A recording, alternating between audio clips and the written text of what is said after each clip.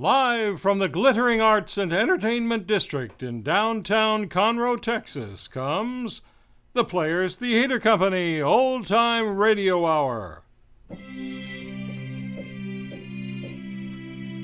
This is your series host, Dennis Nelson, welcoming you back to the home of vintage radio drama. This evening, we bring you the first of 2 episodes from the CBS anthology Academy Award.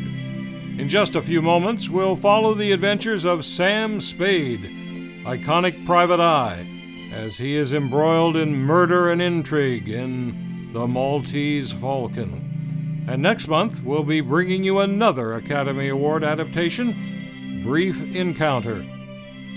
As the series title implied, Academy Award offered, quote, Hollywood's finest, chosen from the honor roll of those who have won or been nominated for the famous Golden Oscar, unquote. The series began with an impressive start on March 30th, 1946, with Bette Davis in Jezebel, but it was canceled after only 39 weeks. It was an expensive show to produce, since the stars cost $4,000 a week, and another $1,600 went from every episode to the Academy of Motion Picture Arts and Sciences, just for the use of their name in the show's title. Now a bit more about the Maltese Falcon. History tells us that the island of Malta made an annual tribute to the Holy Roman Empire from 1530 until 1798. The famous Dashiell Hammett novel follows the sweeping fictional story of one of these tributes long after the empire has fallen. Hammett only included his Sam Spade character in this and in 3 lesser-known short stories. Yet Spade is widely cited as the crystallizing figure in the development of the hard-boiled private detective genre. Raymond Chandler's Philip Marlowe, featured in our premiere episode, The Red Wind, was strongly influenced by Hammett's Spade. Following the novel's popularity, The Maltese Falcon has been adapted for the cinema 3 times, once even as a comedy. But it's the 1941 version starring Humphrey Bogart that stands the test of time. This landmark film noir often appears on lists of greatest films ever made, including those of Entertainment Weekly and the late critic Roger Ebert. In 1999, it was included in the Library of Congress National Film Registry. But enough about history. Let's introduce tonight's star-studded cast and crew. Starring tonight as Sam Spade is the debonair David Herman. David frequently appears in Players Theater Company productions, recently in To Kill a Mockingbird and Smokey Joe's Cafe. David was also Monty nominated for his role in The Matchmaker. Returning to the Old Time Radio Hour after starring in our pilot episode is the magnificent Patrice Kentaminos as femme fatale Bridget O'Shaughnessy. Patrice will also be assisting me tonight with tonight's announcements. The masterful Kelly Strang appears tonight as the menacing Mr. Gutman. You heard Kelly last month as Bob Cratchit in our Radio Hour presentation of A Christmas Carol. Accomplished actors Adam Morrow and Jeffrey Ott join the Radio Hour for the first time as Joel Cairo and Wilmer.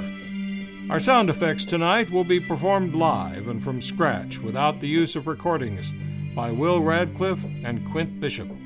Quint is pulling double duty tonight as our Academy Award host and was Monty nominated for his role in The Miracle on 34th Street.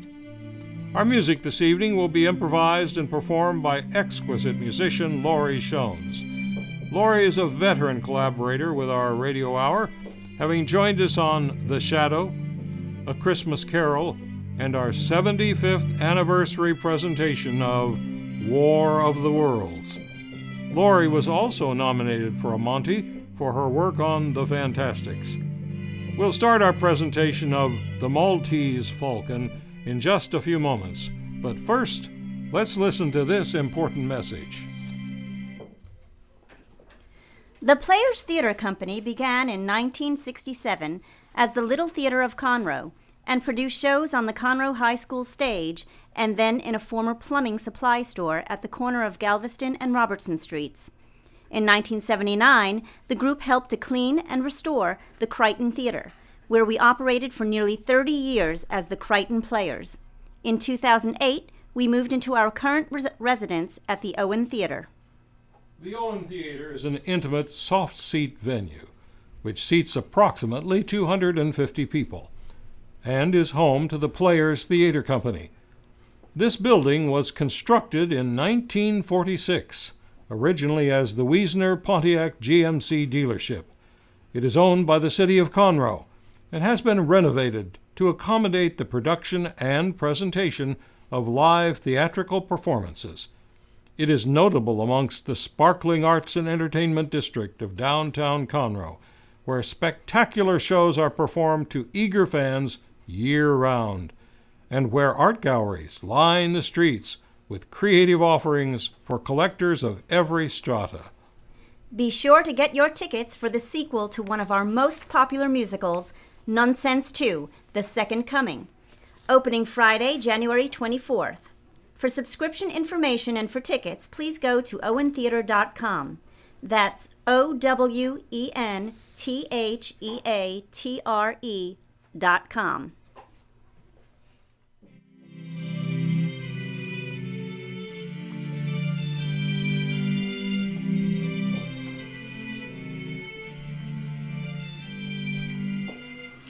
And now, Academy Award. Academy Award brings you Hollywood's finest, the great picture plays, the great actors and actresses, techniques and skills chosen from the honor rolls of those who have won or been nominated for the famous Golden Oscar of the Academy of Motion Picture Arts and Sciences.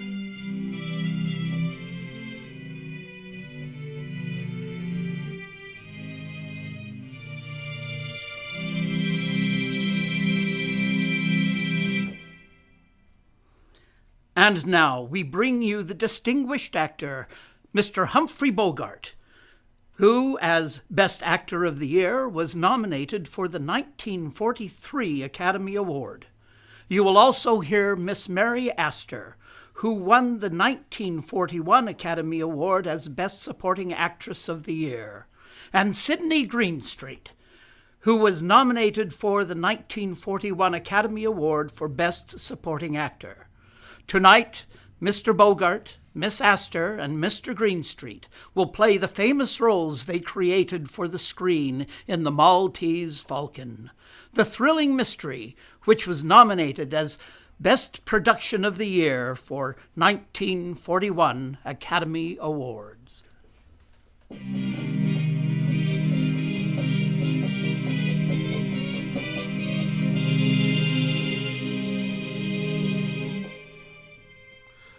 The name is Spade, Sam Spade, license number 357896, issued by the Police Department of San Francisco. Occupation, private detective, sometimes known as Private Eye. My files in the case of the Maltese Falcon are closed, but I've got the Falcon, and I got it and some dough. My partner got murdered, and a very slick chick went up for life. I'll tell you about it.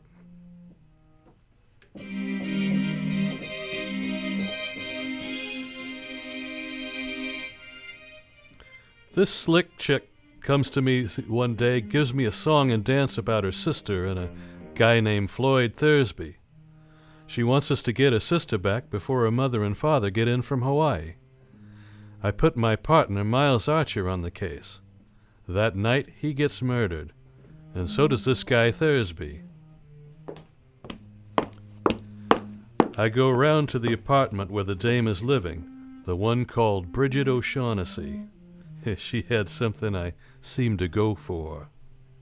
Oh, Mr. Spade, come in.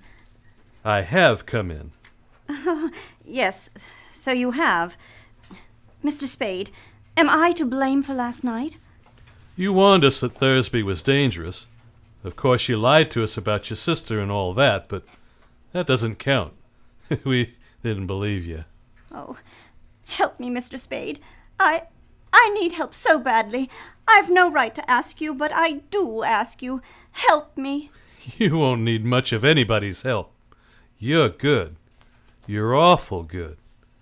It's chiefly your eyes, I think, and that throb you get into your voice when you say things like, "Help me, Mr. Spade."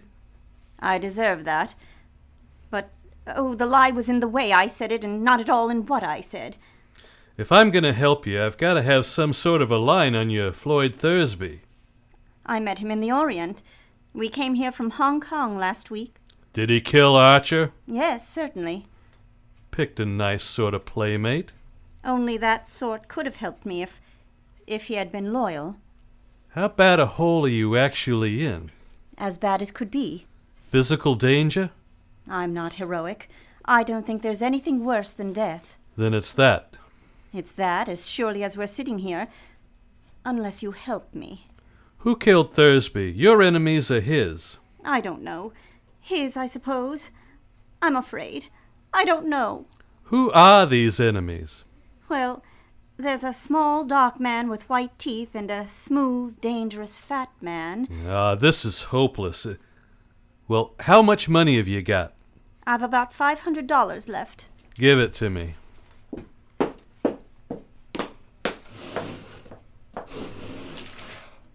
There's only 400 here. I had to keep some to live on. Okay, I'll be back as soon as I can. You needn't come to the door with me. I can let myself out.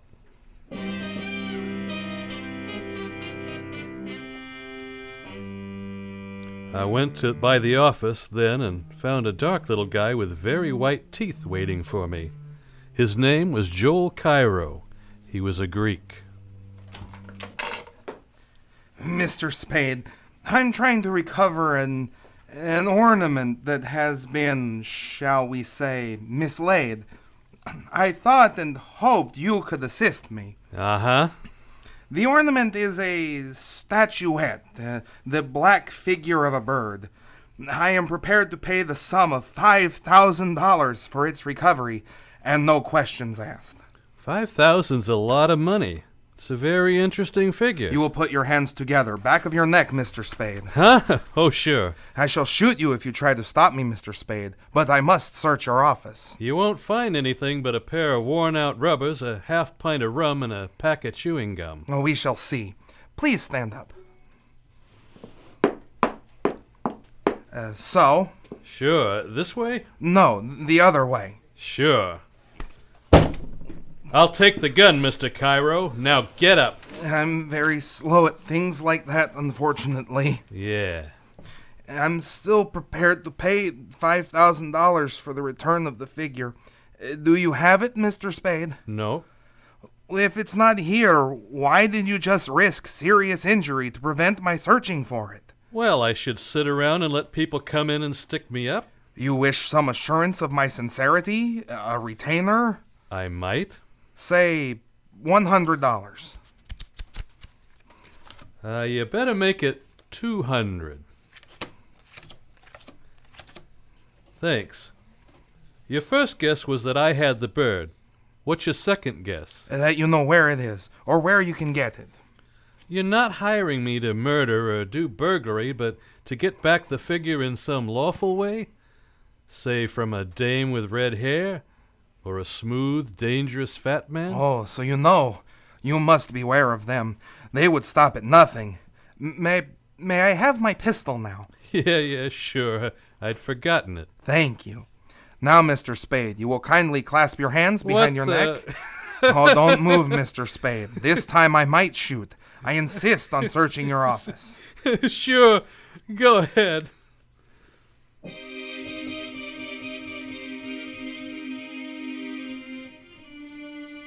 I finally got rid of the Greek and started back for Bridget O'Shaughnessy's apartment.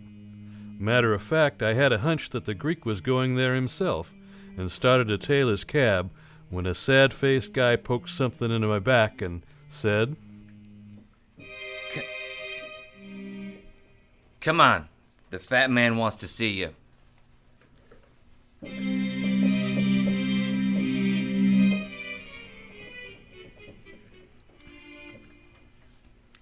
Here he is, Mr. Gutman, the guy who was talking to the dame and the Greek. Ah, Mr. Spade. Mr. Gutman, We begin well, sir. I distrust a man who talks too much. I like to talk. Of course, talking's something you can't do judiciously, unless you keep in practice. Yeah. Now, sir, we'll talk if you like, and I'll tell you right out that I'm a man likes talking to a man who likes to talk. Swell. Will we talk about the blackbird? You're the man for me, sir. No beating about the bush. Right to the point. Let us talk about the blackbird by all means. Mr. Spade, have you any conception of how much money can be got for that blackbird? No. Well, sir, if I told you half, you'd call me a liar. No. Not even if I thought so. But you just tell me what it is, and I'll figure out the profits. You mean you don't know what that bird is? Well, I know what it's supposed to look like. I know the value in human life you people put on it. Miss O'Shaughnessy didn't tell you what it is, and Cairo didn't either. He offered me 10,000 for it. 10,000. And dollars, mind you, not even pounds. They must know what it is. Or do they? What is your impression? I can't tell. They're both lying. If they don't know, I'm the only one in the whole wide, sweet world who does. Swell. When you've told me, that'll make two of us. Mathematically correct, sir. But I don't know for certain that I'm going to tell you. Don't be foolish. You know what it is, and I know where it is. That's why I'm here. Well, sir, where is it? Don't be silly. You see, I must tell you what I know, but you will not tell me what you know. That is hardly equitable, sir. No, I don't think we can do business along those lines. Yeah, well, think again and think fast. I can get along without you. And keep that Gunzel away from me while you're making up your mind. I'll kill him. Well, sir, I must say you have a most violent temper. Well, what are you wasting time for? You've got till 5:30, then you're either in or out for keeps.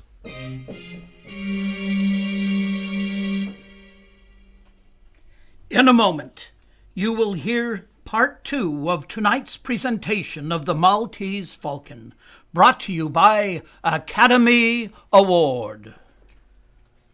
The Players Theater Company actively serves the community of Conroe, Texas, and Montgomery County.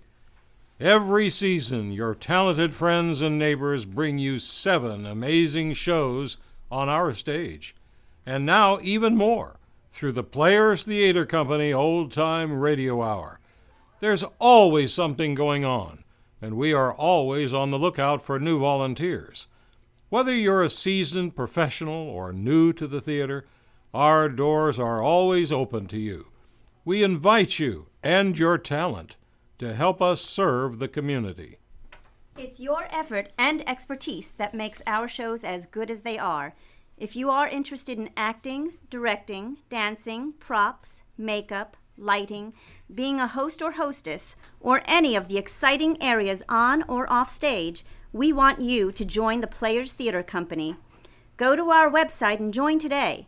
We look forward to meeting you. Go to theplayersTC.com. That's theplayersTC.com. Join today.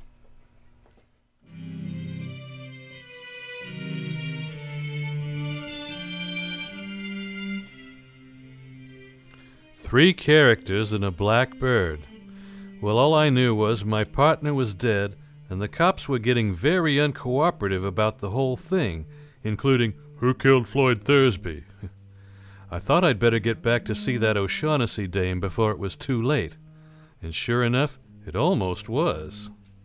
They came here and took him away. Took who away? Who? The police. They wanted to talk to you, too. They took Mr. Cairo with them. What was he doing here? He came to talk about the bird. Hey, what is this bird, this falcon everybody's all steamed up about? Suppose I wouldn't tell you anything at all about it. What would you do? Something wild and unpredictable? Maybe.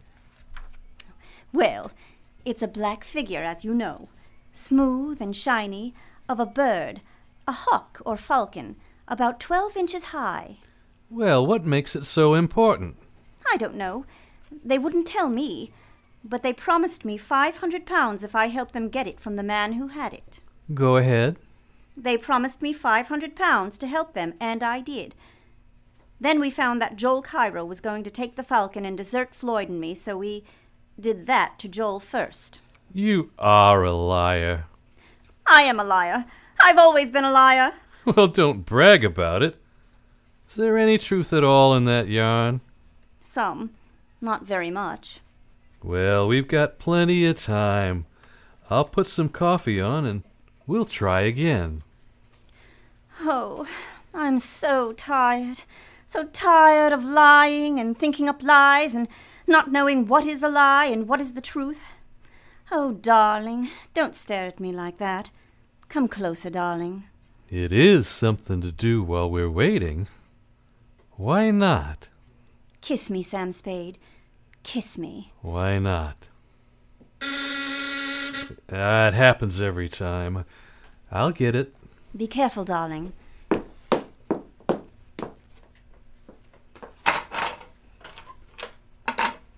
Come on. The fat man wants to see you.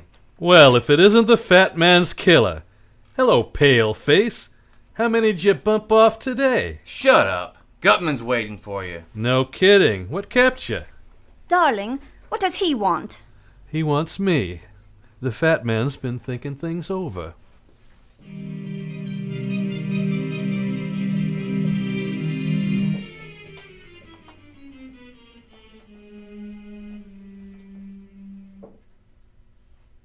Well, Mr. Spade, I must apologize for sending for you in this fashion. Never mind. Let's talk about the bird. All right, let's. What do you think of the Order of the Hospital of St. John of Jerusalem? Crusaders or something, weren't they? Very good. In 1539, these crusading knights persuaded Emperor Charles V to give them the island of Malta. He made but one condition. They were to pay him each year the tribute of a falcon, in acknowledgement that Malta was still under Spain. Do you follow me? Yeah. Have you any conception of the extreme, immeasurable wealth of the order of that time? Well, I imagine they were pretty well fixed. They were rolling in wealth, sir. They hit upon the happy thought of sending the emperor for the first year's tribute not an insignificant live bird, but a glorious golden falcon, encrusted from head to foot with the finest jewels in their coffers. Allow me to replenish your drink, sir. Well, what do you think of these knights? I don't know. Well, sir, the glorious falcon never reached Spain. Buccaneers raided the galleon. In 1713, the bird showed up in Sicily. In 1840, in Paris. And it had by that time acquired a coat of black enamel, looking like nothing but a fairly interesting black statue. In 1923, a Greek dealer found it in an obscure Paris shop. He knew what it was. I heard about it in London and rushed over to buy it. But the Greek was murdered and the falcon gone. That was 23 years ago. For 23 years I've searched for the bird. I traced it to the home of a Russian general, Kemedov, but he wouldn't sell, even though he knew nothing of its value. I was forced to send my agents after it. They got it, sir, but I haven't got it. But I'm going to get it, sir. How soon are you willing to produce the falcon? Couple of days. That is satisfactory. Well, sir, here's a fair bargain and profits large enough for both of us. What's your idea of a fair bargain? Shall I say 100,000? Why not? What do you say to $250,000? Oh, then you think the dingus is worth a million, huh? Why not? Yeah, why not? Say, I feel kind of funny, Gutman. That drink. My dear man, how could you suggest anything so crude?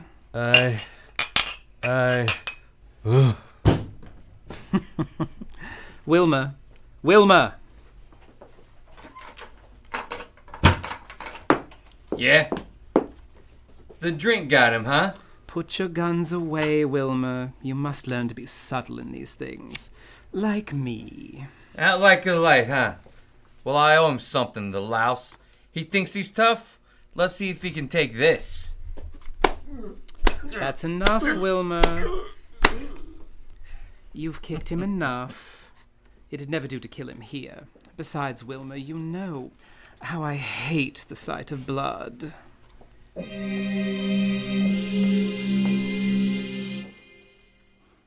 In a moment, you will hear the conclusion to tonight's presentation of the Maltese Falcon, brought to you by Academy Award. Are you looking for a unique way to promote your local business and support the arts at the same time? If your answer is yes, then you have a groundbreaking opportunity right now to tell the world about your business. Promote yourself and the arts in Conroe by advertising on this very program. Imagine your company's name mentioned here in a radio spot, complete with actors, music, and sound effects. We reach not only Conroe, Montgomery County, and Texas, but many countries worldwide. The advertising contained in this program airs not only once, but several times, and then is included with the archived program for on-demand listening. Rates are much less than you might expect, so contact Dick Schisler, General Manager at Lone Star Internet Radio, for more details. Call today at 832-3359-646 or send an email to Dick at irlonestar.com. Don't wait! Claim your radio spot and get the word out about your business today.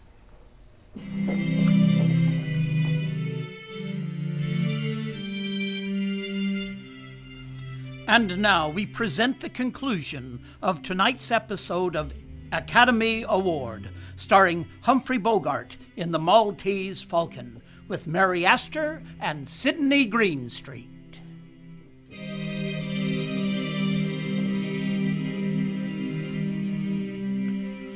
I guess the name of Sam Spade was a cinch for the back page obituaries, but I came out of it somehow and managed to get up and stagger out of that apartment.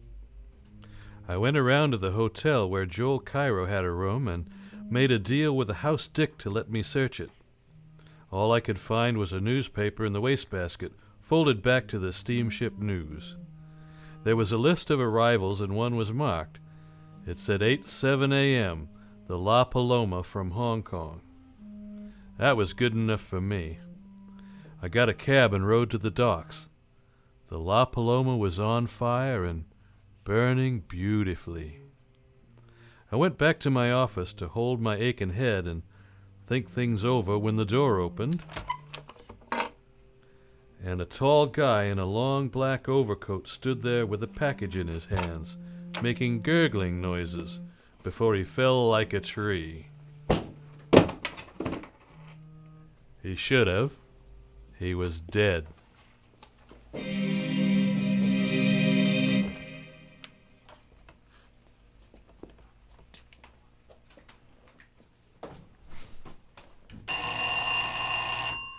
I took a good look at him.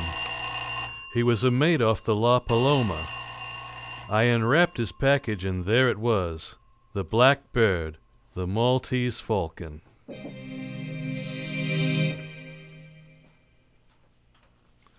I grabbed the phone and listened. It was Bridget O'Shaughnessy, and she said she was in trouble. I found her shivering in the dark corner of an office building, and I took her and the Falcon home to my apartment. I put her on the couch. I put the Falcon in the icebox, where no one would think to look for anything, including ice. I came back in and switched on the lights, and found a surprise party waiting to greet me. Well, sir, we're all here. Now, let's sit down and be comfortable and talk. Sure. Get away from me, Gunzel. You're not gonna frisk me. Stand still. Shut up. Put your paw on me and I'm gonna make you use that gun. Ask your boss if he wants me shot up before we talk. Never mind, Wilmer. You're certainly a most headstrong individual, Mr. Spade. Well, let's be seated. You too, Cairo. You can put down your gun, too. Of course, Mr. Spade. I was only using caution, as it were. You ready, Gutman? Are you ready to make the first payment and take the Falcon off my hands? Well, sir, as to that, here are $10,000, sir. Oh, we were talking about more money than this. Yes, sir, we were. But this is genuine coin of the realm, sir. With $1 of this, you can buy $10 of talk, and besides, there are more of us to be taken care of now. Well, that may be, but I've got the Falcon. I should not think it would be necessary to remind you, Mr. Spade, that though you may have the Falcon, we certainly have you. Yes, I'm trying not to let that worry me. We'll come to the money later. There's another thing to be taken care of first. We've got to have a fall guy. The police have to have a victim, somebody they can stick for those 3 murders. Only 2 murders, Mr. Spade. Thursby undoubtedly killed your partner. All right, 2. What difference does it make? The point is, we've got to give the police... Come, Mr. Spade. You can't expect us to believe at this late date you are the least afraid of the police, or that you're not able to handle... I'm up to my neck, Gutman. I've got to come through with somebody, a victim, when the time comes. If I don't, I'll be it.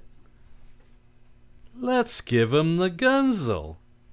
He actually did shoot Thursby in the other one, didn't he? Anyway, he's made to order for the part. Let's turn him over to the cops. Get up on your feet. I've taken all the riding from you I'm going to take. Get up. Let's shoot it out. Now, Wilma, don't shoot. There, Gunzel, that'll take care of you. Put him on the sofa. Sorry, Bridget, but you seem to have recovered. I'm all right. Good. Well, gentlemen, there's our fall guy. And now, gentlemen, you agree, or I'll turn the Falcon and the whole lot of you in. Mr. Spade, I don't like this.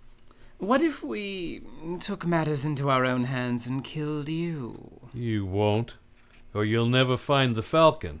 True, but there are other ways. We could make you talk. Nah, I'd take it and make you kill me, and then you'd end up the same way. I believe you would, too. Well? I've always felt toward Wilma like a father. But you can have him. Swell. Let's get the details fixed. Why did he shoot Thursby? Thursby was Miss O'Shaughnessy's ally. We thought in disposing of him, we would teach Miss O'Shaughnessy to patch up her differences with us regarding the Falcon. And the mate from the La Paloma? That was Miss O'Shaughnessy's fault. Oh. Cairo got in touch with me when he saw the notice of the ship's arrival. He remembered that the mate and Miss O'Shaughnessy had been friendly in Hong Kong. He called on this man, but he, with Miss O'Shaughnessy and the bird, slipped through our fingers. We followed them to her apartment, and Wilma shot the mate as he was coming down the fire escape. He shot him many times, but the man was tough, and he did not drop the Falcon. We persuaded Miss O'Shaughnessy to call your office, but unfortunately she did not call in time to prevent you from meeting the mate and getting the Falcon. I see. And now, sir, would it be presumptuous if we asked to see the Falcon? Okay, it's in my icebox. Icebox, I say. You are a character, sir. Yes, very, very clever of you. Very. I've got it! Bring it in here at once. Here, wrapped in this. Now, after 23 years. Ah, it is it. But we'll make sure. Hand me your knife, sir. Here. I'll peel off some of this disfiguring enamel. It's a fake. All right, O'Shaughnessy, you've had your little joke. Now tell us about it. No, Sam, no! That's the one I got from the Russian, I swear! You bungled it, Gutman. You and your stupid attempt to buy it. The Russian caught on how valuable it was. No wonder we had so little trouble stealing it. You imbecile! You bloated idiot! Yes! This is the Russian's hand, there's no doubt of it. Well, sir, what do you suggest? Shall we stand here and shed tears and call each other names? Or shall we go to Istanbul and interview our Russian friend? Go to Istanbul. For 23 years I wanted that little item and have been trying to get it. If I must spend another year on the quest, well, that will be an added expenditure in time only. I'll go with you. Wilmer's gone! Wilmer's gone? So he has. That makes it imperative that we go too. Oh, by the way, sir, I'll trouble you for my envelope containing the $10,000. I kept my end of the bargain, but I'll settle for $1,000 for expenses. Thank you. I'll allow you the 1,000. That'll take care of my time. Now, sir, we'll say goodbye to you. Unless you care to undertake the Istanbul expedition with us. You don't? That's too bad. Well, sir, the shortest farewells are best. Adieu. And to you, Miss O'Shaughnessy, I leave the rara avis there on the table as a little memento. The Maltese Falcon.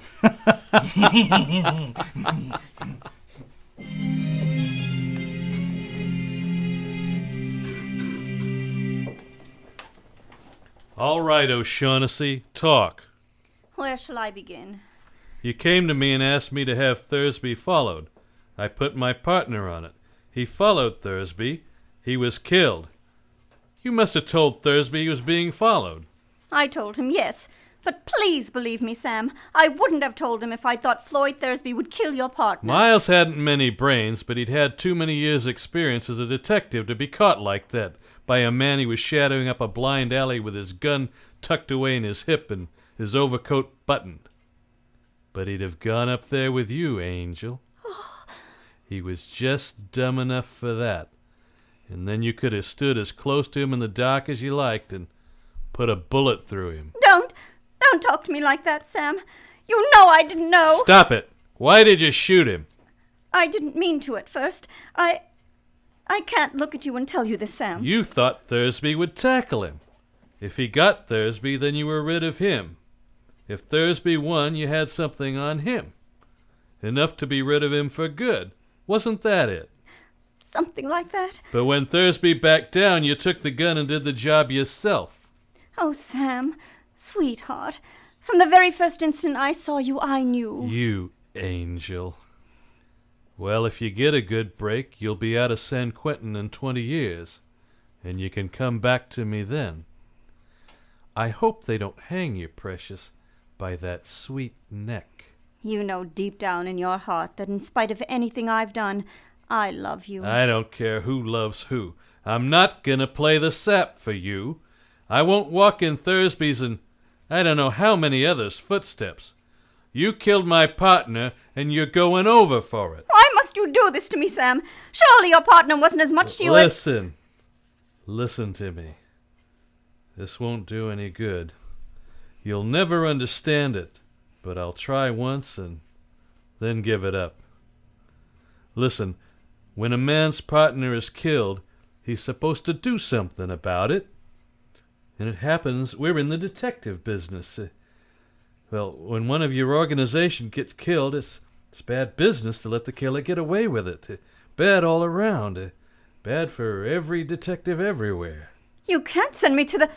Sam! You can't! You love me! You love me! Maybe I do. What of it? Maybe next month I won't. I've been through it before. I'll have some rotten nights after I've sent you over, but that'll pass. I want you, sure, but I won't take you at the price because all of me wants to, regardless of consequences. And because you counted on that with me, same as you counted on that with all the others. Oh, Sam, darling, kiss me. Kiss me. Sure, baby.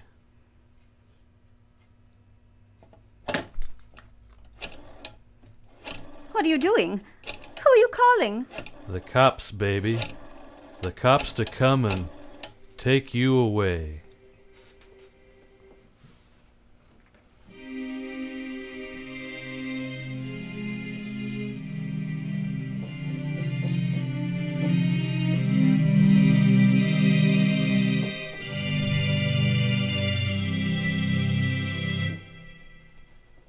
Thank you for joining us during this riveting episode of the Players Theater Company Old Time Radio Hour. By the way, You know Joel Cairo said he was willing to pay Spade $5,000 for the Maltese Falcon. It's interesting to note that the Falcon prop, which was used in the Bogart movie, sold at auction this past November for over $4 million. For a Hollywood collector, the Maltese Falcon is truly the stuff that dreams are made of. Tonight's technical credits go to Dick Schisler, sound engineer and producer for Lone Star Internet Radio. Our sound effects were performed live and from scratch without the use of recordings by Will Radcliffe and Quint Bishop. Our music this evening was improvised and performed by Laurie Shones. Commercial announcers were Patrice Ketaminos and yours truly, Dennis Nelson. Opening January 24th at the Owen Theater, the sequel to a fan favorite, Nonsense 2, The Second Coming. Be sure to get your tickets now for this hilarious show. The spellbinding Inherit the Wind follows on March 21st. More details on tickets and our Players Theater Company season can be found at owentheater.com. Special thanks go to Kathy Cook, owner of the Gallery Off the Square in downtown Conroe, for the use of her space for rehearsal purposes. Be sure to stop by her gallery located at 202 North Main in Conroe, Texas, and view breathtaking classic American and Thomas Kincaid artwork, and enjoy refreshments in Chelsea's Tea Room. Tell her you heard about the gallery on the Players Theater Company Old Time Radio Hour. Also visit her online at galleryoffthesquare.net. Tonight's players included Patrice Ketaminos as Bridget O'Shaughnessy, Kelly Strang as Mr. Gutman, Adam Morrow as Joel Cairo, Jeffrey Ott as Wilmer, and David Herman as Sam Spade. Tonight's episode was directed by Timothy Eggert, who also produces this series on behalf of the Players Theater Company. The Players Theater Company Old Time Radio Hour was created by Craig Campobella and Dick Schisler, exclusively for the Players Theater Company. This episode of the Players Theater Old Time Radio Hour was performed live on Lone Star Internet Radio in Conroe, Texas, on January 18th, 2014, and was recorded for encore broadcasts. Visit irlonestar.com every month for freshly archived programs like last month's Radio Hour episode of A Christmas Carol, now available on demand for your listening pleasure. Our next live radio production will also be from the Academy Award anthology, this time featuring the classic story Brief Encounter, on a special night and time, Valentine's Day, Friday, February 14th at 7 p.m. Thank you so very much for joining us. From the glittering Arts District of downtown Conroe, Texas, this is your host, Dennis Nelson, wishing you a very pleasant evening.